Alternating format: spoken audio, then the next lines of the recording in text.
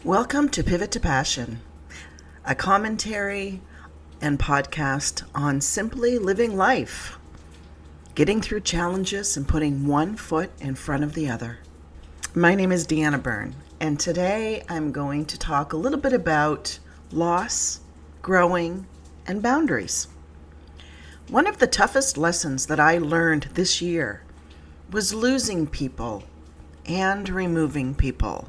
You see, as we discover our own self-love and define our own boundaries, things begin to change around us. We are no longer the person that we once were.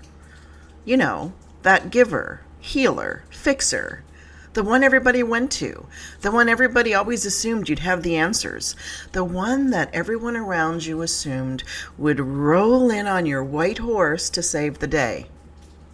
You're no longer that person. All of those things that you were attracted people that needed something from you. And I know those are hard words to hear because we assume when we give and we care and we open and invest with all of our heart and soul, that those around us are genuinely there to help us grow, to hold us up, and to help move us forward. The unfortunate reality that I've discovered this year is some are not. When you place your whole life putting everyone first, and you have a moment, I like to call them aha moments, where you begin to look deep within yourself. You begin defining who you are, what you need. You eventually hit a breaking point. My breaking point was January 2022. You see, I lost my husband suddenly in January 2020 and went into a subsequent worldwide lockdown and thought I was dealing with my grief, and I thought that I was dealing with everything, but the reality was I was suppressing and burying it because I was in survival mode, as were everyone else around me. We were all trying to survive and grow within a very, very crazy landscape. And that's okay. It's okay to understand and fully recognize that. Every single person had to do what they had to do to survive through that, and that is okay. So this year, when things started opening up again and people started gathering again and all of those things began happening again, where people were really trying to get back to what was normal to them, I started discovering things didn't quite feel right anymore. I didn't know what I felt, but I knew deep within my soul that it was the time in my life where it was time to put me first.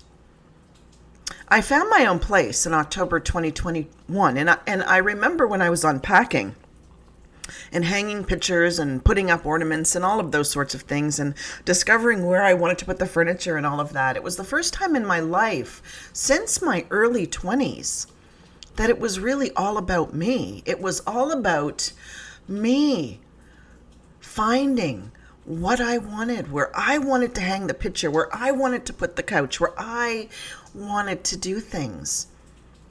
And that subsequent moment started to push me into a place of really discovering who she was, what she wanted.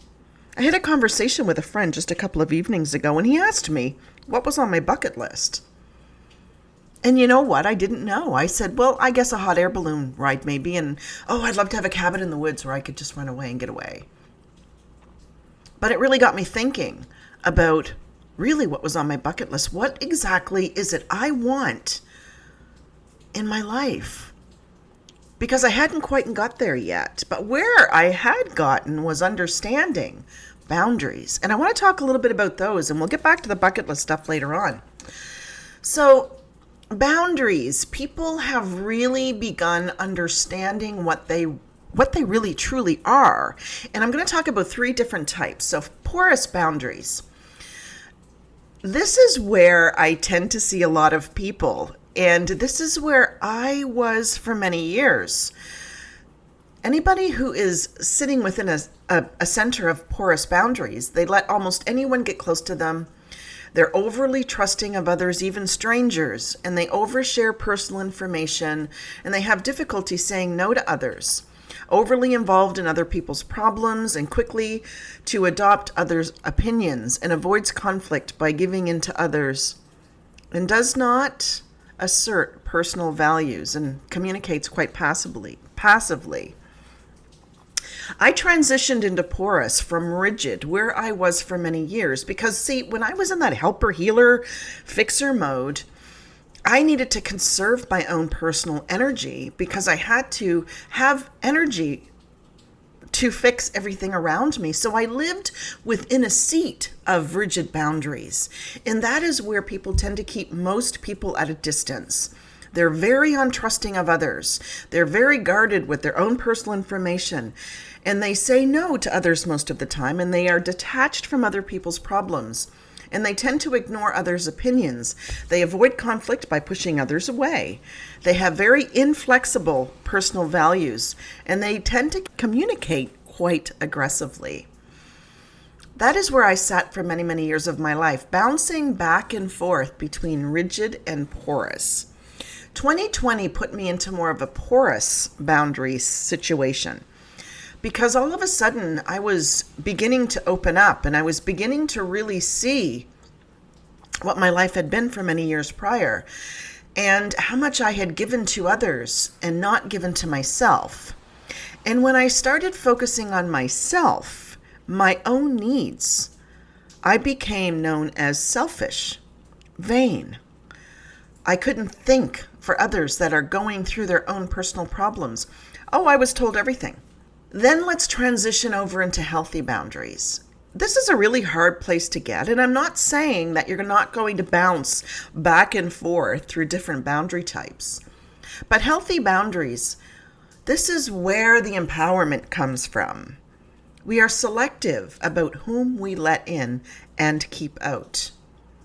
We take time to build trust with other people. We share personal information appropriately. We are able to say no when needed. We support others without being too involved. We value both our own and other people's opinions. We accept conflict as part of normal life. We stand by our own personal values, but we can adapt to everything around us. And we communicate assertively. Getting to a point where you're living within a state of defining and knowing your healthy boundaries is a form of empowerment that I can't stress enough. It takes a long time to get there, and you have to work through a lot of the noise and a lot of the fog, but you can get there. The past few months for me has been really about defining who I am, what I need, and what I want. And as I said earlier in the podcast, people tended to find this selfish, that I couldn't see past the end of my nose. The reality was I didn't want to. I needed to be able to fully focus on myself, to really figure out who she was and what she needed and how she saw her future. There is nothing more terrifying than not being able to see your own future. And I mean that to the depths of my soul. There is nothing more terrifying than having lived your whole life with a vision of how you saw your future to then seeing complete darkness. You can't breathe. You can't focus. You live in a state of complete unknowing. You are unable to manifest your desires because you simply do not know what they are.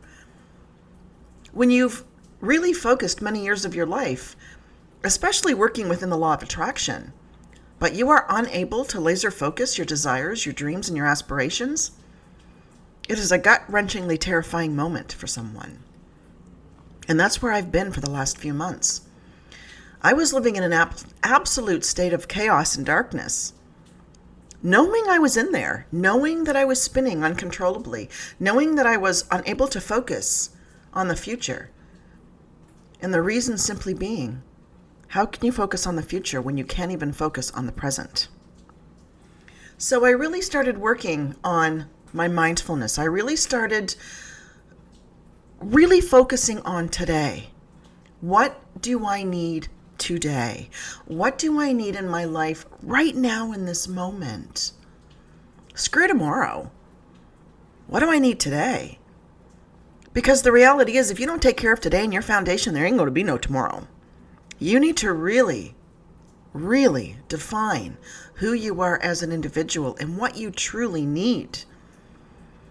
We are guided by societal programming, and we are guided by the how to be, the how to act, the how to foster relationships, the whole it takes a village. And I'm not saying that's not true. I'm not saying that it doesn't take a village. But when you are in the midst of trying to really define and rediscover who you truly are as an individual and as a person, and to determine what those individual needs are, it is damn well okay to be selfish.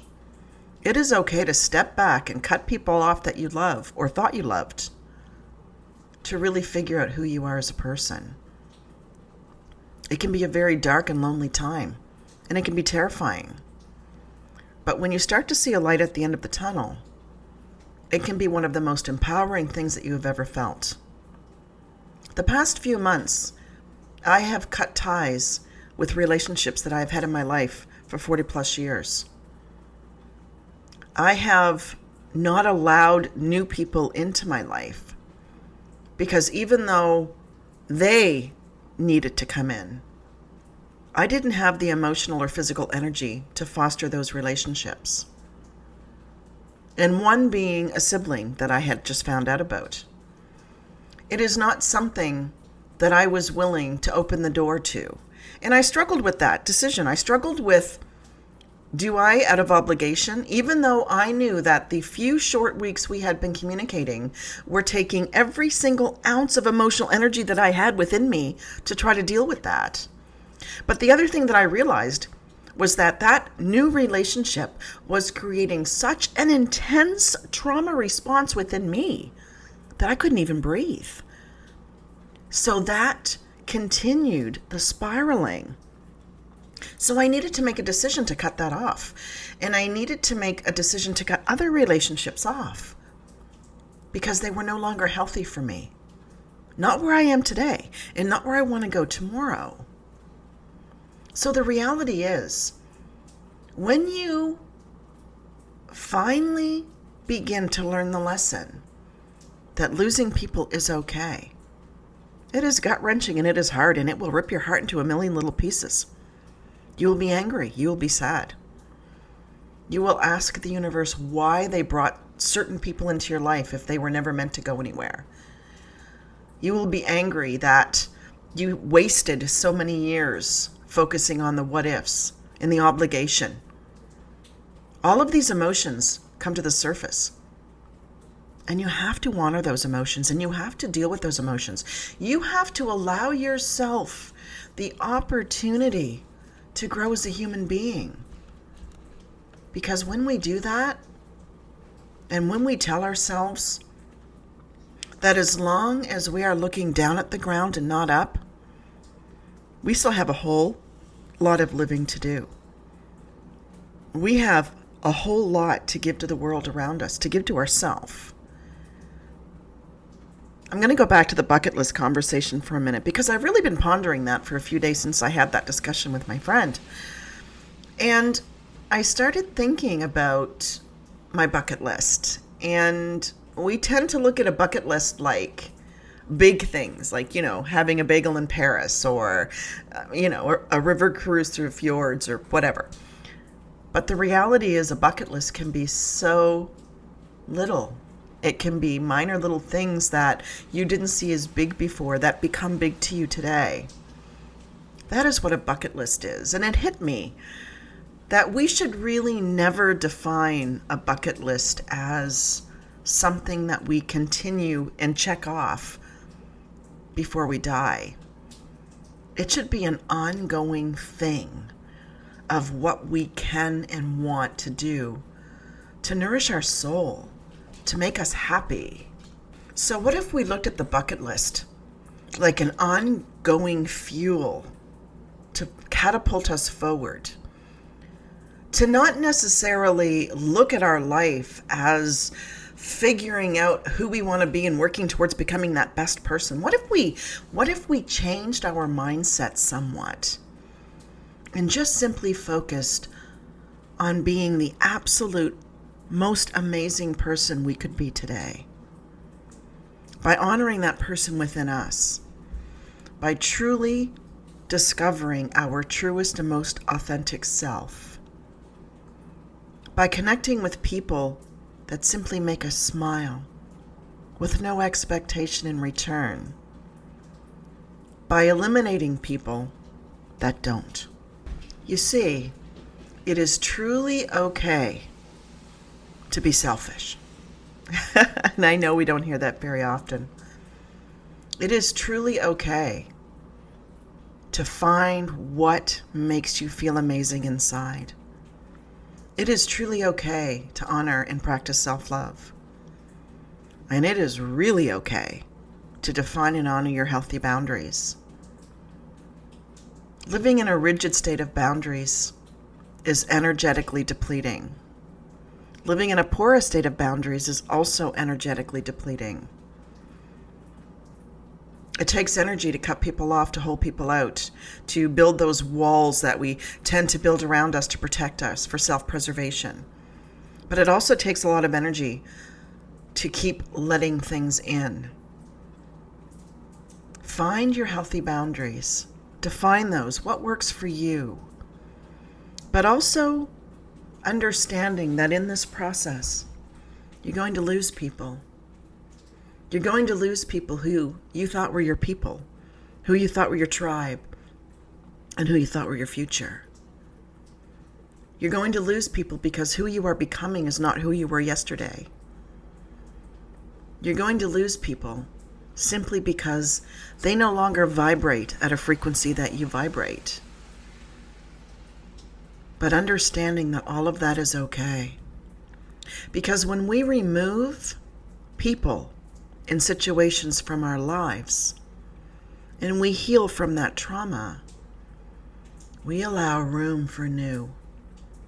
We allow room for happiness, for contentment, for self-commitment, for self-love. We allow the world to then spin around us at a rate that we now spin ourselves. If the last couple of years hasn't taught us everything is only here for a moment, we need to step back and reevaluate. Tomorrow is never promised. Yesterday is history. We need to learn to define what today means for us. Rebalance the foundation within today. Figure out what your healthy boundaries are. And really discover who you really are. Because I can promise you something, and I mean this from the depths of my soul, and I want you to stop for a moment and really listen to these words. The part of you that you don't like has carried you through some of the darkest times in your life. That person held you up when you didn't know how you were going to get through today, and you couldn't see tomorrow. You need to thank that person. You need to integrate that person with who you are becoming and connect and honor the power of those two people within one. Define your healthy boundaries. And again, I'm going to quickly recap. Selective about who you let in and out. Taking time to build trust with others. Sharing little personal information and appropriately. Learn to say no. And supports others without becoming too involved.